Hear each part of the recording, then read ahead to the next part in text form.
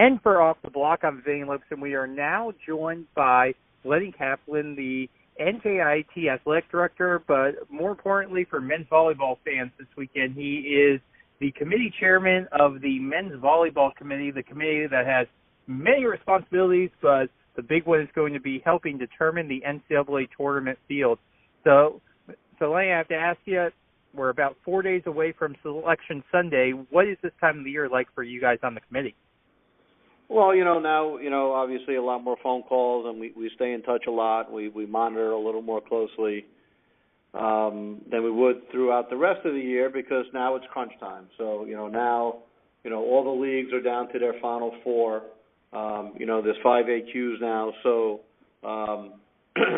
you really just have to monitor and see who's there. And as we're looking at who the AQs are and who's still playing and things like that, in the back of our head is, the 2 at-large spots, and you want the best competitive bracket you could put together, following all of the NCAA requirements, policies and procedures for establishing such a bracket.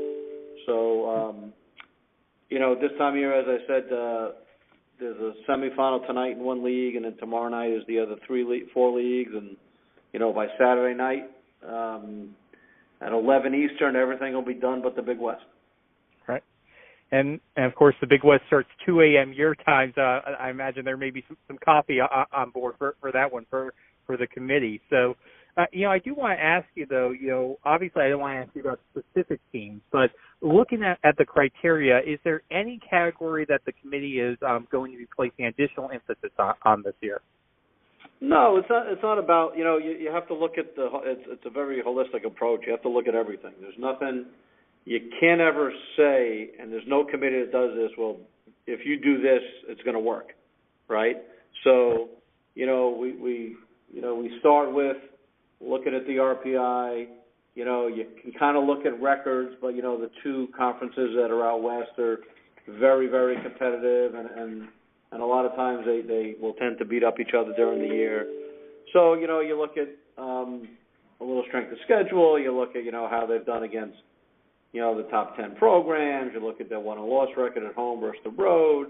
There's a lot of things that go into it, but there is not ever one thing that, you gear right to. Conversations have been going on all year for us. This isn't the first time, we do, especially since the beginning of March, kind of like weekly updates amongst us with all 5 leagues and see where they are and see who's playing well and who's not and some things like that. But you don't really put an emphasis on one over the other. You want to make sure you get the best. 5 are predetermined, obviously, through automatic qualifiers. But that's the hard part is getting those last 2 AQs, the last 2 non-AQs. And then, I do want to ask you, because it is a smaller committee than some NCAA tournament committees. So what's the relationship like between you and the other 2 members? Well, it's great. Listen, we're here for the game of volleyball. We all have our region.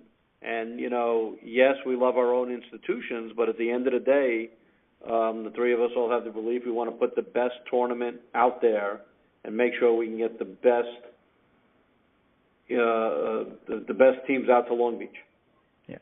And one thing that I know that some people are kind of the volleyball community is learning as the bracket is expanding is kind of some of the travel, not necessarily requirements, but some of the policies that are put into place, especially when it comes to in the playing match. And I want to ask, is that going to be a factor at all that you guys are going to have to consider, whether a team is going to be flying or busing?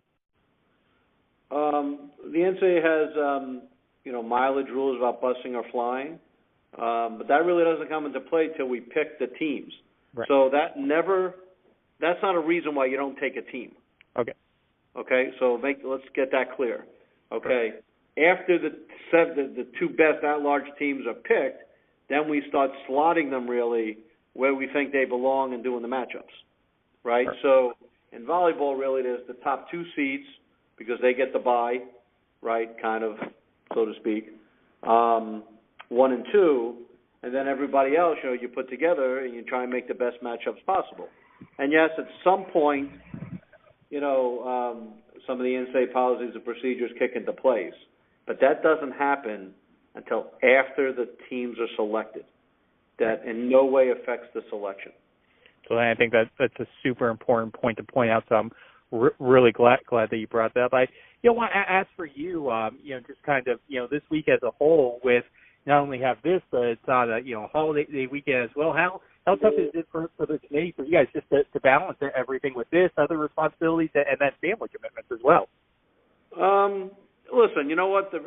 You're part of a committee, so you just do it. It's like, everyone has a job someplace, and sometimes the job happens on weddings and holidays, and you just figure it out. You know what I mean?